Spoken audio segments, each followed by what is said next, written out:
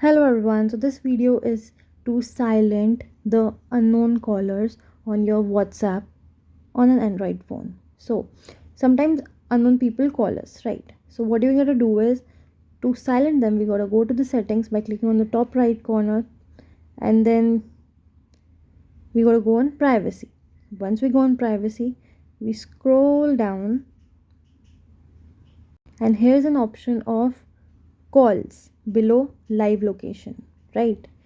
You gotta click on calls will and here's an option of silence unknown callers. It means when you click on that circle on the right side top, it will turn to green, and this means that no unknown caller will be able to call you. So calls from unknown caller will be silenced. They will still be shown in the calls tab and in your notification. So it won't ring, but it will be visible when you open your WhatsApp or maybe check your notification bar, right?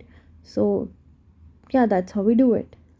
I would suggest you to keep it on so to be safe, because you don't know what the intention of other person is. Maybe they are familiar, maybe they are not, because a lot of scam things are happening on WhatsApp as it is encrypted, right? See you in the next video. Tada.